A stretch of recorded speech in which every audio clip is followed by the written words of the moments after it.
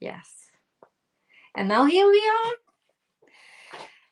Welcome. Hello and welcome, my beautiful audience, to our fourth episode. Uh, and we have already been chatting a little bit with Gary before we actually started recording because Mhm. just in a secret, he was first time in podcast and it's just my fourth, so I'm still very very fresh, but I'm Mm. so happy and lucky that I do believe in God. He's sending me his best angels to take care of me, and I feel always really like I'm just surrounded by so great friends with amazing vibes. So I feel myself. Sometimes English can be battling with Norwegian other language, but the heart language is more important. So welcome to next episode. Diversity is the game changer. And today Yeah. I am your host Valeria Yatnes, and this is the podcast where we explore how diversity shapes our world and drives meaningful changes. And that's why today I'm so thrilled and honored to host my very special guest who has a really, really diverse experience in so many ways. Thank you so much, Gary, for joining us today. Everything journey to this beautiful guy is Thank you. nothing short of inspiring. From starting at the mailroom of an Ivy League investment banking firm to becoming an executive vice president, overcoming life altering obstacles, and now venturing into the world of filmmaking. Gary, welcome to the show. Thank you so much, Valeria. It's been such a pleasure meeting you and being invited on the show and stuff like that. I've never been on a podcast before. I got to admit, I'm kind of camera shy. A lot of people say, Gary, why don't you be an actor? You have a lot of depth and you have a lot of character and stuff. I kind of, I don't know. I find my pleasure behind the camera. You know what I mean? I just find my pleasure behind the camera. But I said to myself, called my business partner. I said, "Do the podcast is today with Valeria and stuff like that." And at the end of the day, it's not really about having like, the perfect lighting or something like that, or maybe the perfect haircut or anything like that. It's more about the message that we're trying to get across the podcast. Some podcasts, they just talk about, stuff that doesn't matter and stuff like that. But I think what we're going to discuss today, it's going to resonate with our audiences because yeah, my experiences, and I know you've had experiences too, that they're worth sharing with others, and stuff like that. And they can inspire, and also they can be a warning too, because I tell people about some of the failures I've had too and how to avoid them. Thank you so much. Absolutely. I also feel that the equipment, technicality, all this lightning and all that stuff. Of course, I was asked when actually I pronounced that I'm going to open podcast. So I got so many questions about equipment, what kind of. I don't know. It doesn't matter to me. Maybe later when actually I feel really that I'm so good and my audience will be interested, so I can bother myself with technical. But now the most important, like you said, it's our messages, right? And Yeah, it's hard language. So even if we sometimes don't say and don't pronounce the words right, it doesn't matter. We're all different. That's why we are so interested to each other, right? We are yeah, rainbows. that's right. But and because I believe the storytelling, they are so meaningful to our people and they resonate deeply with ourselves, right? That Yeah, it doesn't matter where we live, what we are doing, we are just human beings and we have obstacles, and that's why our episode today yeah. names overcoming obstacles. But before that, we're coming to the really major obstacles in your lives. I would like to have the beginning from the little Gary. Gary, actually, probably I forgot your name to tell the audience. It's of course this Vanessa, beautiful guy, but I forgot your name. It's Gary Familathe. When my family got to Ellis Island from Italy, they it was Gary Famiglietti. And my grandfather on the Italian side thought Familathe sounds more American. We call it Familathe. So he changed our name to Familathe. Okay, but in this continuation about the family, could you please tell us about the little Gary boy, his aspirations, his dreams and goals, and how actually childhood of the little Gary influenced the adulthood of the Thank, Gary who thank is you. now in front Thank of you. the camera? Yes, yes, thank you. It's been a long after a 20-year marriage. I have a 17-year-old son, and my career stuff. It's so long ago, but if I think back, my earliest memory was when my dad was in the Air Force. He got back to America from Germany. We used to live in Germany when I was a little boy. And the Germans came to visit us, and I went back to Germany. I was 12 years old. But when I got to Los Angeles, I was maybe just a little kid. And I went to a special preschool for military children that my dad sent me to in Long Beach. I used to watch the birth of a calf. You know, a mother cow would give birth to the calf. You know, and it was a very special place. You know, it was like amazing place, an open area, and it was a magical place for children. And I think it helped me launch me into kindergarten, which wasn't as successful. I was part of the Los Angeles Unified School District. And, you know, Los Angeles has a reputation for a reason. It can get a little rough out there on the schoolyard. I was telling my buddy about that. At school, when I was in school, they used to have the king of the school, they used to call it in Los Angeles, and he was the guy that could beat everybody up in the whole school, you know? So that culminated into, surviving that and stuff. And then the gangs got pretty bad in the late 80s, and then the introduction of crack cocaine, rap, gangster rap music, it all fueled a movement. I'll be honest with you. When the movie Colors came out from Dennis Hopper, it glamorized the gangs and stuff like that. And in turn, it reflected on the streets of Los Angeles with the Crips, the Bloods. Now Los Angeles has more street gangs than any other city. My cousins that stayed in Los Angeles, they joined gangs and stuff, and they went to penitentiaries, and they killed people, did all this stuff. But my dad moved us to Palm Springs. He got in the music business. So I'm hanging out with big country clubs and the clubhouse and having a steam, eucalyptus steam, playing tennis, racquetball, you know, and things like that, you know? So my dad got in the music business. He did the Beach Boys, Jefferson Airplane. He started doing concerts, and he started the first rock and roll station in Palm Springs, The Rock. So then I went to Palm Springs High School, and then, school was pretty cool. And then my parents had a divorce in my senior year of high school. And what was odd about it was I was used to a pretty good, solid upbringing, you know, mom, dad, apple pie, white picket fence, pretty normal. But when that happened in my senior year of high school, I told my dad they were getting different apartments, and I wasn't done with high school yet. And I said, "Can I come live with you?" And they were having some problems, and my mom was like, "Oh, you go live with your dad." And when I talked to my dad, he said, "Oh, go live with your mom." So I said to myself, "Oh, what am I going to do?" So I went and talked to a friend of mine. A friend of mine used to fish in Alaska. He'd been there one season, and he went to Seattle, and he worked on boats and helped people, and he got a job. So he said, "Why don't you come up there with me, Gary, and we'll get jobs?" And I go, "It's not for sure, but okay." So I borrowed the plane ticket money from my dad. Okay. Flew up to Seattle. Okay. It was when grunge rock was going. You know, Pearl Jam, Nirvana, Stone Temple Pilots. There was so many great bands coming out of there. I watched great bands, and I was in my 18, 19 years old, you know, not one gray hair. And, we beat the docks. We worked for we slept on boats. We slept in abandoned hotels all the way to the Canadian border. We hit every single fishing dock. We started in Ballard near Seattle. So after 30 days and a lot of wild adventures up to the Yukon and back down, we came to the original dock we were at. And the word got out that I'm Italian. And somebody got out the word that I could cook. I only know how to make spaghetti, but they said I could cook, right?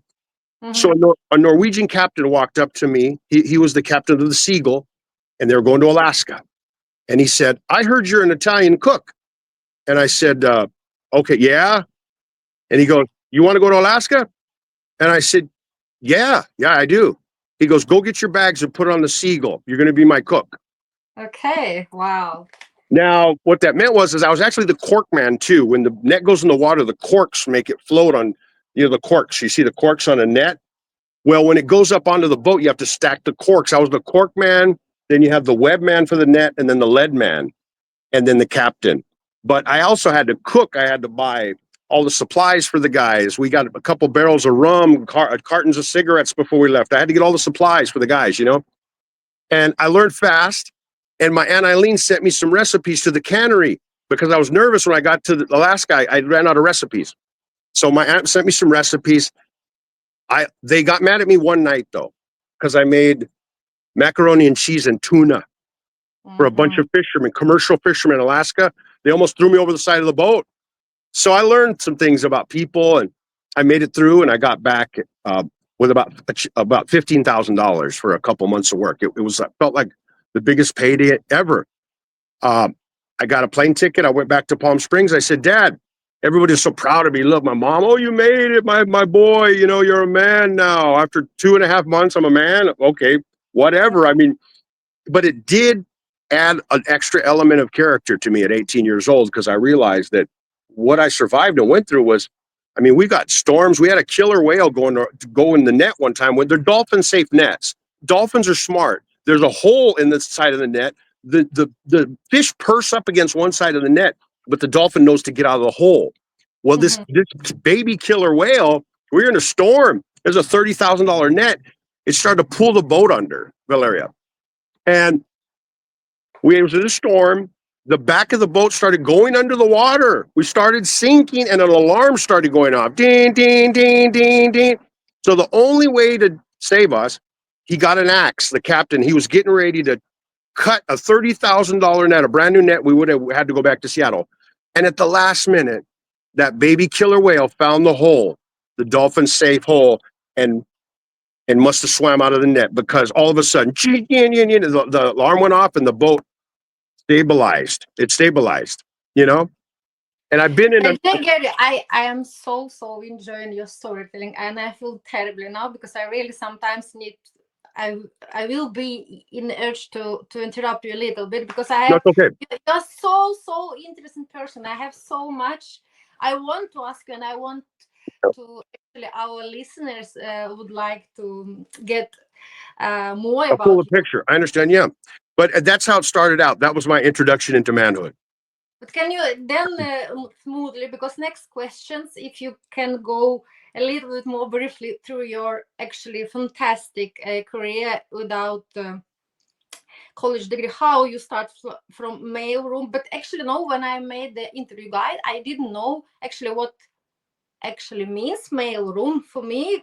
I Oh, so, but for me, that's why it's even more interesting for me. Can you then give us the picture about your finance career then sure. after cooking and fisherman's career? Oh my Yeah, God. man. I came back with money. I had some money in my pocket, and the money started running out. I started running out of money. So I said, oh, man. And I had some family.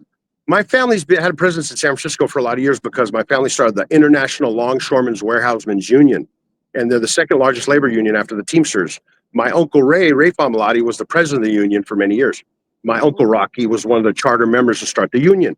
Well, my dad didn't want to be a longshoreman. He wanted to be an entrepreneur, salesman. So he broke away and became an executive. And I followed him too. I didn't want to be a longshoreman either. They all told me, Gary, what are you doing? You can make $80,000 a year and have the best medical and a pension and a solid union job. Mm-hmm, mm-hmm.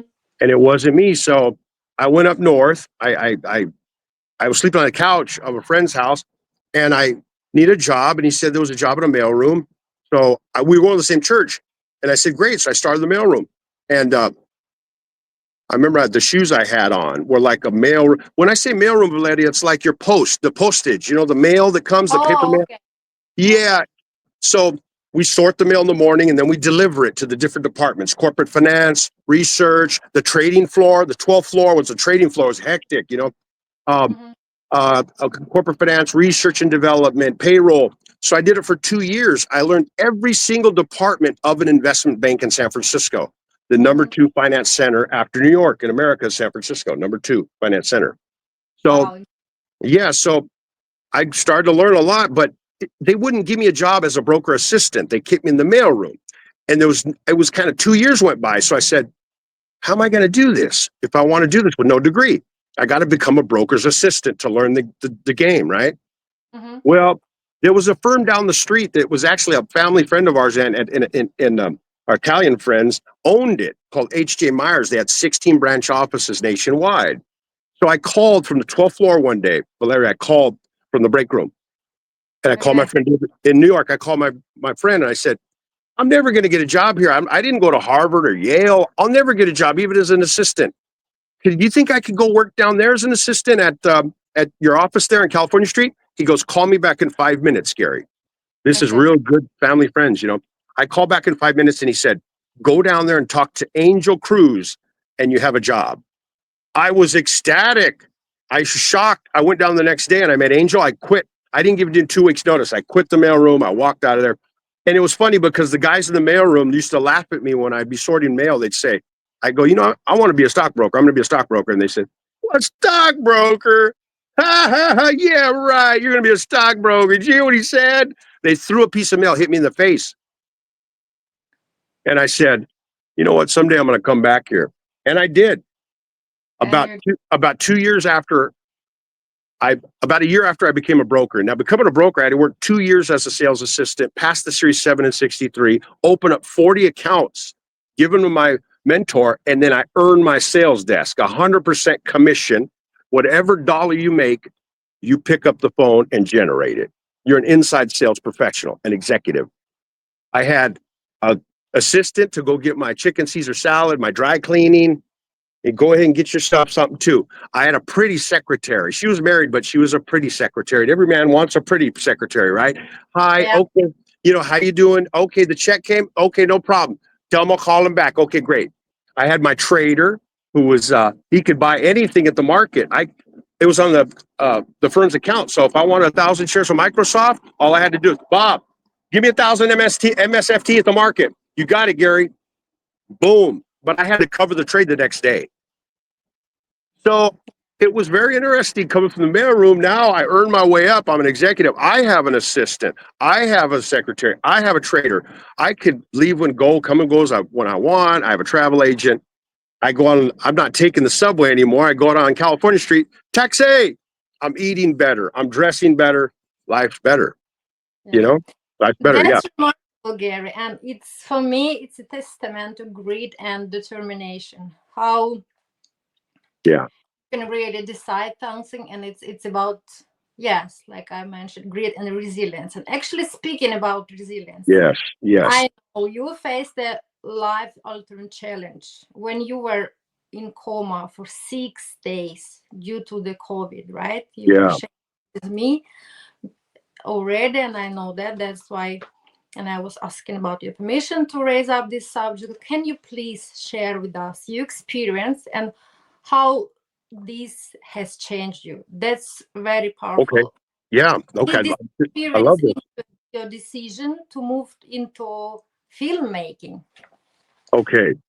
Well, this is the one out of all the stuff I told you. To me, this is overcoming the obstacles of the past, being a broker and stuff like that. That had its challenges. It did, but I was no longer younger anymore when I got my first surgery. I was about say in my mid 40s. You know, so I was already past my a man's peak physiologically is in his mid 30s. Most bodybuilders are in their mid 30s. A man peaks out physiologically. And I remember when I was 35, I told my dad, I was like, I'm in my prime, Dad. I had a freaking Christmas tree thrown over one shoulder and my son in the other. I mean, I was, you know. So anyway, the investment banking business is stressful. I remember I got my first white hair as a broker assistant. My scalp got warm one time on the trading floor, and I went in the bathroom, Valeria, and my scalp was warm. And I was young. I was only about 21, 22. And I went in the bathroom and I look in the mirror and I go, what is that? What is that? Oh, God, welcome. a white hair. Oh my gosh. No Yeah. way. So that was my first white hair. I started to develop some stomach problems from the stress and stuff like that. Maybe it's because that job. I'm not sure, but I've developed diverticulitis. It's a thing inside your intestines. It's like little pockets, like that catch waste. It doesn't go all the way through, and it starts to fester, and it creates an abscess. Well, I had 2 abscesses on my back. They were the size of Nerf balls, filled with pus. Basically, they had to go and take out the abscess, drain the abscess. That was my first nursing home. So then when I went to my surgeon, Ruben Osorio, he goes, Gary, you have diverticulitis. It's never going to go away. He goes, I can go in there, a small incision. We can take out the little diverticulitis. I looked in the chart, and we sew it back up, and you go home Everything's fine. In a few days, you'll be fine. That's what he told me. That's what he told me. That's what he told me, Larry, that I was Mm-hmm. going to be fine in a couple days. Couple days, yes. This Yeah, yeah, couple days became. 5 years. Mm-hmm. 5 years. You know, I want to tell you specific things about this because I know we do. There's a time factor with this and stuff like that. Okay. So basically, what happened was on August 15th, 2020, I was actually on the phone. I'm not dating this woman anymore, but I was actually dating a woman in Los Angeles, and she was on the phone with me before the first surgery. And I made her laugh because I told her, I said, I want to have bacon and eggs right now. And she goes, Gary, you're having stomach surgery. You want bacon and eggs? And Mm-hmm. I just wanted bacon and eggs that morning. But anyway, I did this first surgery. When I woke up, Valeria, from the surgery, they said, we had problems with the surgery. And I said, problems? What do you mean?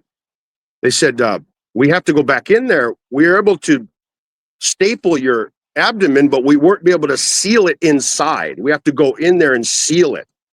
I said, it's not sealed? Okay. So it was kind of strange. So went in for another surgery about a day or two later, and they said, it still won't seal. Your abdomen won't seal. We have to do another surgery. And this is the third surgery, right? I'm already at the hospital for now about 2-3 weeks. Oh my God. So after the second surgery, the nurse said, you should get up, Gary, go walking around. Nobody was wearing masks. It was right before the pandemic hit. Now, here's how it happened. I Yeah. said, okay, I'll go for a walk. You know, I go walking in the hallways. Hey, how you doing, Gary? You looking good. You're walking. Thank you. Thank you. Nice to see you. Okay. Mm-hmm. Well, the next day, doctor came in the room and he goes, okay, we're going to do the third surgery, but it looks like you've caught a virus called COVID. Oh, And I said, okay. COVID? What is a COVID? He goes, well, you have COVID. He said, it's you'll start to get, maybe have signs in your breathing and stuff like that. I did notice my heart harder to breathe. And I Mm-hmm. started to basically go into full COVID, right? Mm-hmm. The first variants were very strong. They killed a lot of people. I Yeah. watched a lot of people die from the first variants. The virus got weaker. Sorry for moving this around a lot. I'm trying to get the right. I'm holding the phone up. Um, the virus got weaker the longer the virus was alive. And I told my buddy today on the phone, I said, it even had a citrusy smell to it. You know that? The virus itself had a citrusy smell. I was in the middle of the most chaotic time of the pandemic. I was in the trenches, in the hospital. I saw, the amount of death and and and suffering and tragedy was constant, and it was around me. And I Yeah. was isolated. I was in a room with no windows for months, and I was on liquid food. They put an IV with no solid food, just a bag of white liquid. That was my food for months. And I could only have a half cup of ice chips every 6 hours. Mm-hmm. So you have to understand, I got thirsty and stuff, and they catch me bringing out a wash rag just to get a few drops of water because I was so thirsty. I went through weird things like that. But anyways, it got worse, and I slipped into the coma. You know, I was on 30% of my own oxygen on a ventilator. I remember it breathes for you. It's like, shh.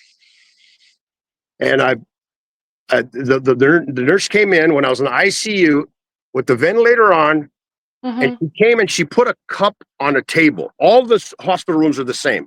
And when she put the cup down, it's what I told you. The whole sixth floor was the floor of death. Started to go down like an elevator.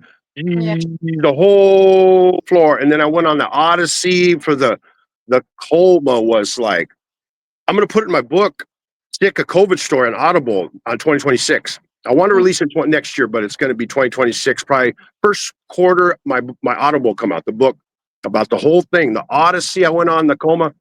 Then I told you how I woke up from the coma, and then they had to electroshock my forehead for 3 days, and then I opened my eyes, and I saw the crucifix. I saw Jesus, and I said, "Okay, thank you. You brought me back."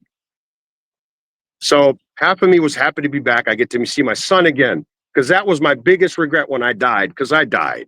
I was okay when I hit the bottom floor, the sixth floor. I thought I died, and I was okay with it. But the last thought was my son. I said, oh, I'm not going to be able to see my boy grow up, you know? So when I Oh, came back, it was kind of like, what? I'm alive? Like, I was happy, but I kind of didn't know how to go about it. So Mhm. it took time. Now I have a hole in my stomach. Now I'm going to the bathroom in a bag, an ostomy bag. And they told me, it's only temporary, Gary. You're not going to have the bag for the rest of your life. Mhm. I said, okay. And they were going to do a reversal surgery. But because of the amount of trauma that my abdomen has had, 17 surgeries and 11 infections, 11 nursing homes I've been to for E. coli infections, surface infections.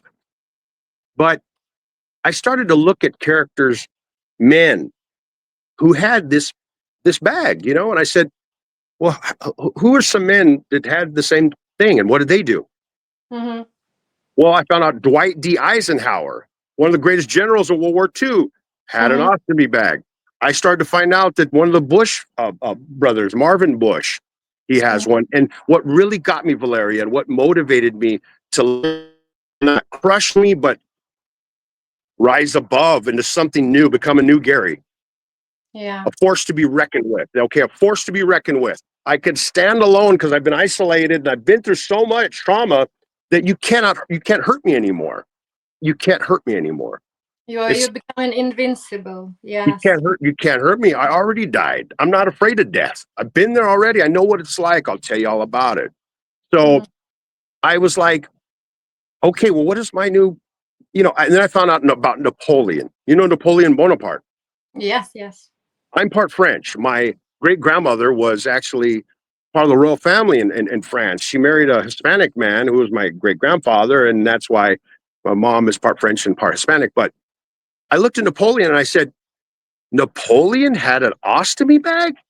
He went back to the bathroom in a bag that was made out of lambskin. And do you know that Napoleon, with that bag, Mhm. he was still able to get Josephina, who he loved very much, and he also controlled a larger land empire than the Romans. Oh my God, Gary. Thank you so So, much for sharing this incredible. so I I'm said to so touched. you want I'm to talk, you want to talk about overcoming obstacles? yeah. I had to stand alone after a divorce. She got 4 years custody. I lost everything, every dime to my name, and then I had all these surgeries, comas. You couldn't put more on me. There was a point I went past where I didn't even understand it. I've never been to this level of misery and pain. It was foreign to me. I had to deal with it. I had no choice. So I leveled up instead of going to hide in the corner and I'm a man, damn it. I'm not gonna go if it's time to fight for the women and children. I grab a sword and a freaking shield. So I said to myself, Gary, this is going to turn you into one badass, or it's going to crush you and ruin you. Well, I decided to level up. So I met a girl on LinkedIn, going through all this stuff. I met a girl from the Ukraine. Mhm. Her name was Ivana, and what caught my attention about her, I was in the hospital reading this girl's comment. There was a man in there complaining about his life, his responsibilities at home, his wife, his kids, and basically domestic BS. It's Yeah. not even really challenging, okay? Put you on a fishing boat in Alaska in a storm. Have a client back out on a $110,000 trade you did the day before and you got to cover it. Shit like that. That's stress. Going Mhm. into a coma, think you're dying, that's stress. But what this guy was talking about wasn't really stress. So Mhm. she went in the comments and she insulted him. She made him look like he was a little man. She goes, you don't know anything about pain. You don't know anything about suffering or loss. I'll tell you a story about suffering and loss. Mhm. Valeria, she went on to tell me one of the most amazing stories of tragedy and hope I've ever heard in my life in a LinkedIn comment.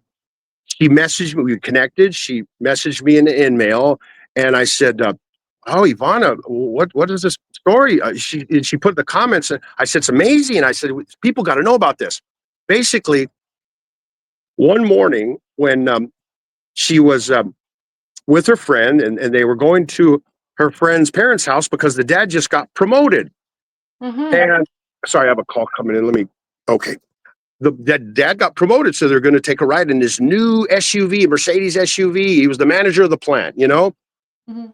So they go, okay, let's go for a ride. We're going to go for a ride in the Ukraine in the backwoods, and they all got in the car. The dad, the mom, Ivana, And the other one Darina. told me. You know, young brother as well. Yeah, and the brother was in the back seat, and they went out for a ride. It was good, positive. It was happy times. He just got promoted. They're singing, they're listening to music, they're celebrating.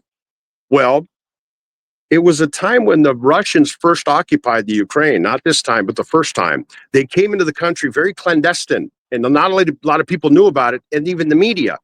So unfortunately, even though they were having a fantastic day, they rode up on a cow pasture, an open field, and they saw some Russian vehicles, and it kind of threw them off. And then they had a Russian truck behind them, so they had to pull over. Yeah. Well, the Russians, they approached the vehicle, and they started to harass the dad. A fight started to ensue. It got really tense. The dad screamed out to them, "You guys got to run! They're gonna rape you. They're gonna do something bad." So the dad got out of the car, and the Russians pretty much just put a single bullet in his head. So that was shocking to everybody. After they're celebrating a great day, the dad just got promoted, and now he's gone. So the Russians went on to kill the mother. The mother got out of the car. She was ecstatic. Her husband just got killed. She was frantic. They killed her. The brother got out of the car and he ran towards the Russian soldiers. "You killed my family." They gunned down the brother. So now there's two girls left. It all happened so fast. Ivana said, "Gary, time stopped.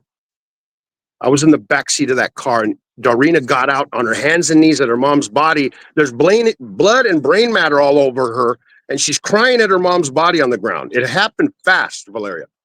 So Ivana said, "Time stopped." Ivana's in the back seat of the car. She said, "I got to get out of the car," because the Russian walking up to the car was saying, "Come on, get out of the car." He goes, what did he say? He goes, "I'm going to split this bitch in half." She told me he said that. They were getting ready to rape these girls after they killed everybody. So they were pretty ruthless. So Ivana got out of the car. And as the Russian soldier walked up to the car, he set his AK-47, he leaned it against the car. Ivana never used an AK-47 before ever in her life. She picked up the gun, she took off the safety, and she gunned down 4 Russian soldiers. The last one wasn't dead yet. She had to finish him off with a bayonet. She stuck it inside his chest and went down to the dirt, and he died. So now she's a different person. Okay, this is just a few hours earlier they were celebrating in the kitchen. Now she's a fugitive. She's running from the Russians. She just killed a bunch of Russian military men. It was very intense. So she told Darina, "Go in the truck, get some weapons. We're going to put in the back seat, and we're out of here." She became this leader. You know what I mean? But she didn't have a choice. She didn't have a choice. She had to be this person out of her instinct. It was amazing story to me. I said, this has to be told to somebody. People have to hear this, because it's really gonna, I don't know, it's just gonna provoke thought. I don't know what it was, Valeria. I thought I have to be the man to tell people this story, whether it's a book or any kind of media form. I felt compelled to do it. I even told her, I said, if I die trying to make this into a film, I'll do that. I said, I give you my word. Before she died of a brain aneurysm, I gave my word that I would do anything in my power to get this story out to the people, And I know the first thing how to do it, but I will find a way. Like I found a way to be a broker and a commercial fisherman and a dad and all that stuff, You got to figure shit out. So I'm sorry. So yeah, it's just so much happened, and they got in the car, they took off, they went to an aunt's house, and eventually there was a crash, plane crash locally. The Australians had a plane crash, and they helped get him into federal protection in Australia. That's when I met her, and she told me this fantastic story. She died of a brain aneurysm, but before she died, she signed over the rights to the story to me. And can you tell us, because yes, we have not much time, but first of all, I would like really to say that that's so powerful, and for you, I believe also when you came from your coma, and of course, and for yourself and for your family, for all beloved ones and the son, but maybe the God gave you special mission about really life impact, about with help of creative shift and to really give this storytelling coming through Yeah. to all the world. So Yeah. that I'm just opening a little bit the curtains. I know Yeah. that now is happening about this story and your promise is coming true. So can you please tell about the process now? Sure, sure. And thanks for kind of giving it structure and stuff because I can all my friends know I can be a little long-winded sometimes. My family's from Naples. They're known for pizza and talking with their hands, and Yeah, that's how they are Napolitan. So yeah. okay, so Valeria, definitely. So I said to myself, well, how the heck am I gonna do this? So I got on the phone and I just started calling people in film. I didn't even know who to call. If it said film, I call them. I did call them and they, what do you call me for, Gary? I'm not a producer. I'm not this. I'm not that. Well, what does that person do? What does this person do? What does that mean? While I was in nursing homes and hospitals, I started to, research this. And I said to myself, okay, well, I have the story. Ivana gave me the story. And I wrote the rough draft of the first original script. I wrote it. Hmm. And I knew I needed a writer if I needed a script because I didn't know anything about films, but I knew every film needs a script, right? Right. And so we need a script first, a professional script. So I started going out and talking to writers, and every writer wanted money up front because I tried to offer them a deal. Write me a script. Whatever we make off it, we split 50-50 and we'll put it in writing. I'll promote the project and we'll do it that way. I went Hmm. through a couple one writer, he died in the pandemic and we were about not halfway, but quarter way through. He was a pretty big writer, a WGA writer in Hollywood. But I came across a man named Eric White in Florida and he loved the project.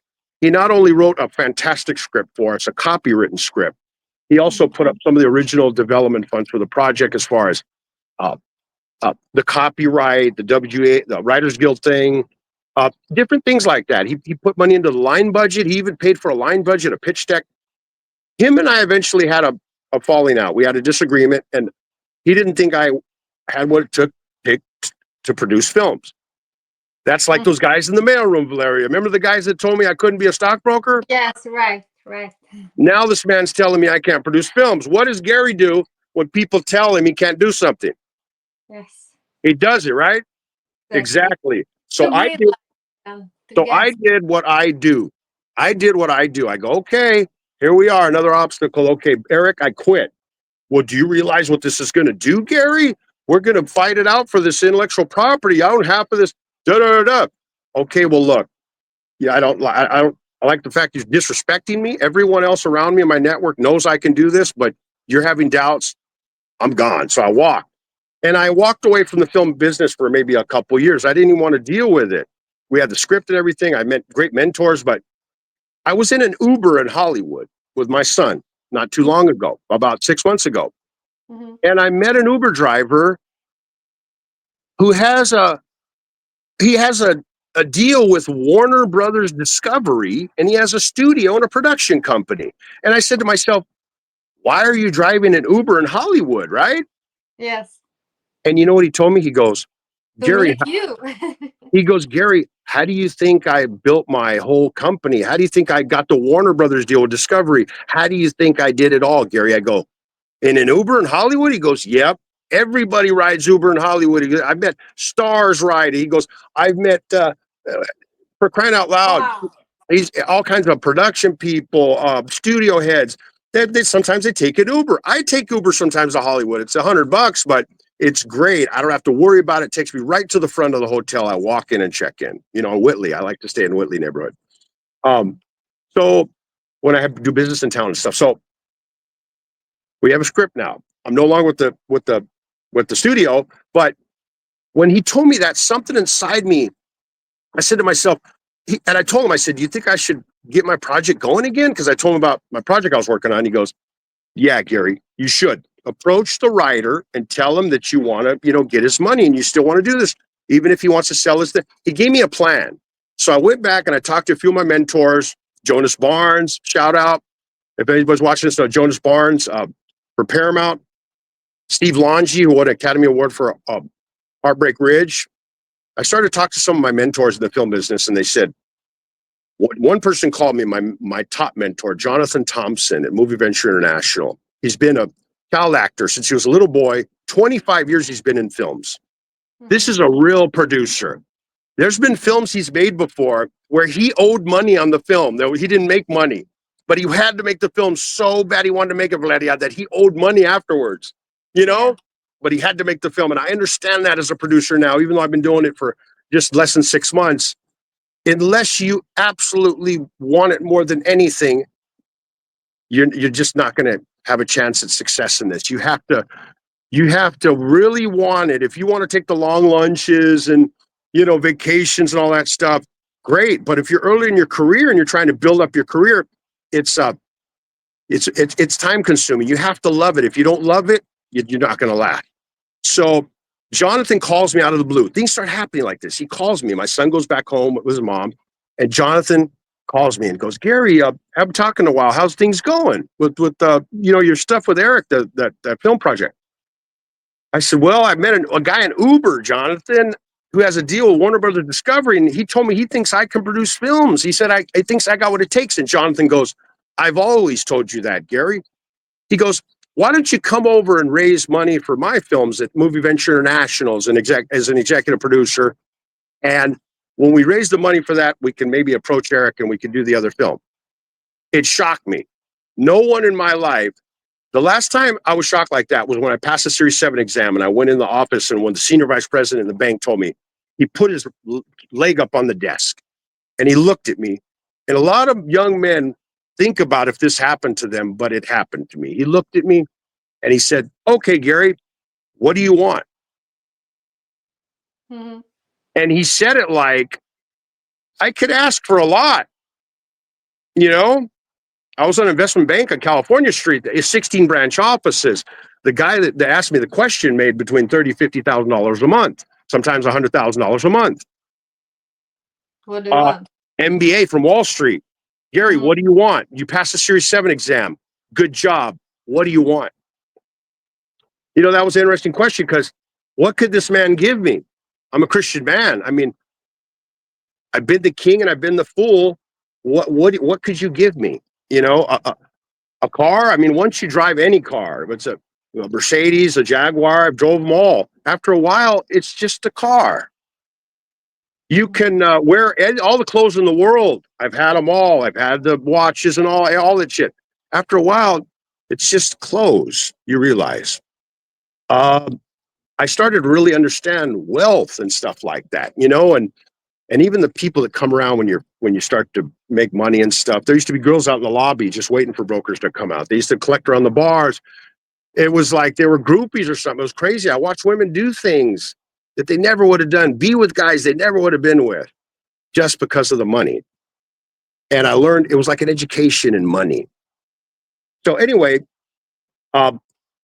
Can you give us the brief summarizing I said yes. I told Jonathan, I said yes.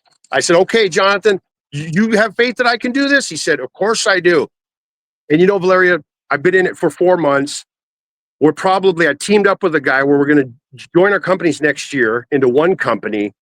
There's an Academy Award winner reading one of my scripts right now that I'm an executive producer with another film. We're working on 5 projects. We just had the casting director of Lord of the Rings read one of our scripts. She emailed me this morning. I have an Academy Award winner's number, and I could pick up the phone right now when I hang up with you, and I can text a guy that won an Academy Award. That just blows my mind. There's another Academy Award winner, Universal, who I'm going to pitch a sci-fi project to in January. I signed a deal with a studio, the first studio I signed with, Stella Nova Studios. Hi, Robert. About a week ago, I showed my son Victor the screenshot. That's what I'm celebrating right now. We just signed our deal with the first studio, Stella Nova. We're going into a big slate next year. We have the Ukraine project we talked about a little bit. We touched on. There's a lot going on, and some people are like, "Well, what did you produce, Gary? What'd you produce? Yeah, what'd you produce? When'd you go to Alaska? When you're the broker, right? It's the same thing, right?" I'm not worried about it, Valeria, because next year when we were in the movie theater and we're laughing, eating popcorn, where's that person at? Where's he at? The guy that wants the proof. "Well, Gary, what'd you do?" Oh, hey, there he is. Hey, I did it. Yeah, I we're watching the movie right now. I produced it. It's just a matter of time. It's just a matter of time. And you know what? All the new friends, all the women, all the goodies, and all those fake people are waiting at the finish line. They're waiting for me. They're waiting for you. They're waiting for everybody. But you know what? You got to ask yourself, we could end it off like this. Are those really your friends? That's the main thing I learned all through all this, Valeria, is that who's really there. When I look to my left, I look to my right, I look up, I look down, nobody's there. Whoever's there left after it all, that's your friend. exactly, and Mhm. I'm so happy now that uh, Yeah, that's your friend. after overcoming all these obstacles, right? It can be like you said, after a while you just understand that this huge amount of money, somebody really believe it's important to buy clothes and everything, but it's still clothes and everything.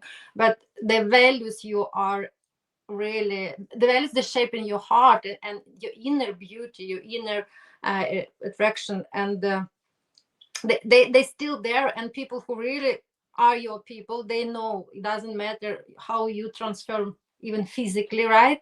They value completely not. And I'm so happy also. I've been through so many obstacles, and especially lately, because now our last segment we are talking about, it's about diversity, but you already gave us all example, not through very special terminology like Mhm. diversity, because I think the most important it's actually not theory but empathy, really story, real story, real people, and of course due to Yeah, your diversity, flexibility, determination, amazing resilience, and yeah, wish yes, to take risks, and believe, and self-esteem, and of course people who believed in you, so you could yeah. achieve so much in your life. And I really wish that so many people could be inspired by role models like you, Thank you, and buddy. really not just to uh, surrender and feel like, okay, now I have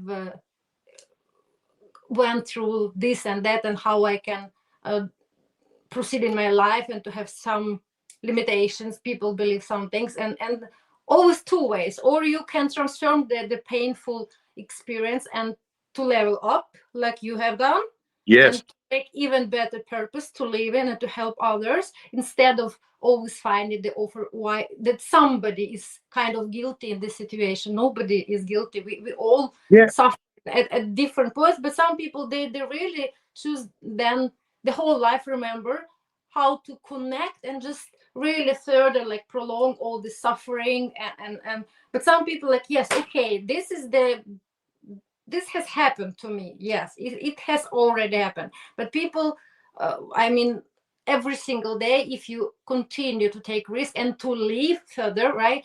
So somehow, but I don't believe somehow, it's still, I don't believe in coincidence, but in God. God send you this Uber driver, God send you Ivana, God send you me, God yes, send he did. me to you, right? And now we're becoming new friends. It's also amazing, because who we are inside, we are still the same person. Yes, we're transforming, we are shaping, we're like we are testing all the time by circumstances, right? And like you have experienced your disease, and they said just 2 days, right? I also sometimes suffered from depression, and I believed it was just for a couple of days, but now after Really? so many days, I have, yes, I have got the diagnose, and now we are talking about neurodiversity, OCD. I have official OCD diagnosis, and now I also try to even use a wider lens, how I can now help with all the suffering I've been through. Not like sitting, okay, I'm so poor, I have diagnosed. Sometimes I really have like bad days, my mind is really attacking me. But how can I do something for other people? Maybe if I'm just go and be open myself, but my storytelling that people call also be inspired. Say, oh, you see, she also has this challenge, but she put her together, she created something, she transformed this painful experience, overcoming Yes. obstacles, right? And that was actually my next question to you, and last one before we have our tradition. Now it's gaining more and more like attention about this fancy word like neurodiversity, but it's Yeah. not fancy anymore. It's actually neurological diversity, just that we process the our brain, my brain, and many people already. I could just see. I'm exactly like you. Actually, when I got the diagnosis, I went to Google and I was like, okay, who is from famous people? You did. Right? They have the same. Like you You said, like did. Yeah. uh, Yeah. Bonaparte, yeah, Who did you Napoleon. find, Valeria? Who did you find? Who did you find? OCD, for example. Okay, I've been like a little bit about Hollywood now, but now it's like Robert Redcliffe, Wow. for example. Oh, I didn't And know that. okay, and I just wrote thought Interesting. neurodiversity, and now you have no. It's a lot. It's Spielberg, and first he came and made it official was Sir Anthony Hopkins. He had the autism. He had Wow. autism spectrum, right? And then it's Kira Knightley, it's Uma Thurman, it's so many of us really has this special uniqueness. I don't want to use the word weakness, uniqueness. And of course we know that the film industry uh, and the film industry's way towards diversity and inclusivity has been a long and challenging way. We know that for much of Yeah. cinema history, representation both on and off screen was predominantly limited to a narrow demographic, right? Hmm. Behind the camera, directorial and production roles were Yeah. overwhelmingly dominated by white men, and we know that, leading to a very homogeneous perspective and storytelling. I'm so happy to know, even now, I know a little bit more about your film and your crew. I'm so happy to see that you are amazing master of finding and pull together Thank you. really brilliant minds from all over the world. Just in this group, we are sharing, like we are from Yeah, yeah. I mean, all I continents. can't really give a lot of details about the project because Uh, I'm in a legal battle with the yeah. writer. But all I can say is this: is that I heard from an Academy Award winner. He has 5 Academy Awards. I forgot his name, but he said a film project has like a life of its own. A film that gets made has a life of its own. People rally around the project. And unless they rally around the project, it doesn't get made if enough people believe in it and get excited about it. If only 1 or 2 people look at it and say, oh, it's okay, it's not going to get from that point. But if people say, wow, this is something, the next person says, wow, it's something, I could do this. And another person says, wow, I could do this. I could do this. And then all of a sudden, a bunch of people could do stuff. And guess what? You can make a film. That's how Absolutely, you yeah. make a film. That's, I mean, the importance of diversity in film industry cannot be overstated, right? And what is Yeah. your, and then if you should marry this to definition neurodiversity and filmmaking, how your perspective, how you That's a uh good question, Larry. You know what? I got something from a film investor in Geneva because of my banking pedigree. When I came into Hollywood, I realized, wait a second, they like a banker here too. There's a place for a banker. I told the Academy Award winner, I said, Steve, I don't have a lot of skills in Hollywood, but I noticed they welcome a banker. He said, they sure do, Gary. Welcome to the magical kingdom, he said. mhm. I said, yeah, yeah. There's a place for a financial executive producer. So I started to exercise my flex with that. You know what I mean? And it helped yesterday at the meeting with Geneva and stuff like that. It's slowly coming together. But as far as the movies, I was just working on that one. I was just going to do the one for Ivana. That's it. I wanted to be a film producer when I was in high school, but I thought to myself, I didn't go to film school. I'm not rich, like super wealthy. I don't know anybody in the film business. How am I going to do it? But I really wanted to do it. I really was in my heart to do it before I died. Like I wanted to be a stockbroker when I was 15, same thing. So here I am 6 months ago when Jonathan said that, it was like a whole life flashed before me. Like, wow, like when that guy said, what do you want? And stuff like that. Like after I passed the exams, you have to understand, it's like, I came from the very bottom, so it was like I hit these plateaus, do. And I started to say to myself, why should I listen to anybody that doubts me? I've proven them all wrong. They said, he can't do that. I did it. They said, nah, he'd never do that. I did it. They said, Gary, no, I did that too. So I stopped listening to people and looking to other people for what I know I am. That's what the isolation helped a lot, Valeria, is that it's good to have family and friends and people. Yeah, the people. Everybody wants the people, the family. But I'm going to tell you something. When you're alone, okay? Remember I said left, right, up, down, nobody's there. You're isolated. The good thing about that is that there's only two people there. There's you, but guess who else is there? It's just it's just you and God. That's it. That is the silver lining of isolation. Want to talk about overcoming the obstacles? I could even find a silver lining in that, in isolation. That's why I don't understand. That's why it appeals.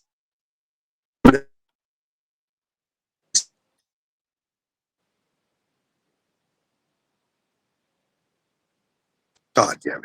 It's still recording. There we go. When I find people complaining about things, oh, so that, and it's not really a big deal, I say to myself, you don't understand. People are suffering out there. You woke up and you were complaining about your bed today. There's somebody sleeping on the sidewalk that wishes they had a bed. You're complaining about the food you're eating. There's someone I know who's on my soundtrack that hasn't eaten in a month. They haven't eaten in a month. I made it a point to have everybody on the soundtrack be people that no one gave a chance to. There's an Indian guy who's writing songs for us. No one ever gave him a chance. He has 1,000 songs for movies. I gave him a chance. My cousin Danny, everybody passed him over. Even Def Jam, he's going to be on the soundtrack. I'm giving him his chance. All the people that said, no, Gary, you can't do it. And all the people that said, no, they can't do it. I'm going to show them they can do it too. They can do it too. So Absolutely. to kind of sum it up, and I know you're going to like this, Valeria. I want to talk to you many times, and I can't wait to come to visit California. I can't wait to meet you face to face. Here's the thing. Walt Disney, okay, on the film stuff. And next year, folks, we're going to have a big year. Familathe Films, Genome Films, RGB Studios. It's going to be fantastic. We just purchased a studio in Belgium, the group I'm with, MVI. I didn't tell you, Valeria, we purchased a studio in Belgium.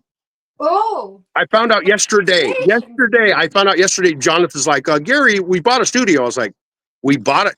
You could have told me we bought a freaking studio, Jonathan. He said we at Belgium for pennies on the dollar, our first studio. I was ecstatic. And my son Victor is going to do an internship in the gaming department next year when he graduates at MVI. So it's exciting. It's kind of all the pieces are coming together. And then I met you and the Ukraine thing, and you just have to go with your gut. But I'll tell you this, and I'll leave you with this. Walt Disney, he used to write comic books. You know, he used to have write little comic books. He had a little mouse character called Mickey Mouse. He was a nobody, honestly, in Hollywood. Nobody knew who Walt Disney was. Nobody cared. But Walt Disney Company is the biggest entertainment company. That and Netflix is pretty much the biggest entertainment company in the world, with their resorts, their media, their streaming platforms. Disney, they're a force to be reckoned with. Walt Disney said a quote one time, and I like everybody to hear this before we cut out of the podcast today. Thank you so much for having me, Valeria. Walt Disney said, if you could dream it, you can do it. can do it. Absolutely. I remember it was not that long ago. I actually was watching biography, and I was okay. Of course, all his achievements, like and a lot of barriers, like yes, nobody believed, but he has started from just stable and everything. Yes, but I also was actually impressed by his private life because. I don't know if you're aware that he has one kid with his wife, and they have adopted another girl. So he was also a very nice person. Oh, and okay, he was a bossy little bit. Let's this way, but at the same time, if you really want to achieve something, sometimes you really should make decisions and take them and make responsibility, because otherwise it's double-edged sword. You should lead the process, especially if you really want to be the first one, right? So yes, you should combine all these qualities. And actually about this, so my last question before we wrap up, because it's our tradition. So actually we came smoothly to Walt Disney and his fairy tale about Aladdin and this magic lamp. Maybe not 3 wishes. I cannot grant 3 wishes, but if it was just one wish I could grant you today, what would it be, Gary? That my son doesn't have to go through some of the things I had to go through, and that he doesn't make some of the mistakes that I made. I think any man that's worth anything would probably, and a woman too, would look to their next of kin. And I know you have kids too, and you said you were cuddling in the bed with him the other night. He's 17 now. I can't do that anymore. But I can still hug him and stuff. But it's something about it. The next generation. I mean, I'm 52 years old. I mean, Victor, and he's just entering the scene. Do you remember when you were 18 years old, Valeria? So much pressure and so much, the future and so much going on at that age. Mm. Yeah. It was a brilliant wish. Of course, we are parents. We love our kids, and it's natural. We believe and we want them not to make really troubles where gave us so much pain, but at the same time it's our experience which has shaped us as we are now. So we cannot take them from their actually mistakes. We also know that, but at least if they allow us to be their friends and to be not that far when they have this experience, so it could be very nice. So thank you so much, and a brilliant conversation. And I'm sure when we meet each other in life, not just through the podcast, but then because I'm not Italian, but I am sharing 6 bloods, and also one of them is very high temperature blood. So I love sitting and talking and using just. Okay. Do you like garlic? Do you like garlic? Oh, I love garlic. Oh my God. Okay, we're gonna get along just fine. Okay. Yes. Okay. Okay. So, Gary, thank you so much for sharing your fantastic remark. Thank you so much for having me. Yes. I'm now the thing looking ahead next year. I'm starting to feel a little better. I haven't had an infection in a long time. I put on about maybe 10, 15 pounds when I wasn't feeling well. I'm going to get back out there walking. I was walking 6 miles a day, and I want to get back to that. So the emotional part's getting better, the mind, things like that. Next is the body. Yes. Yeah. And thank you, of course, for our listeners to tune into Diversity is the Game Changer. And remember, diversity is not just about where we come from.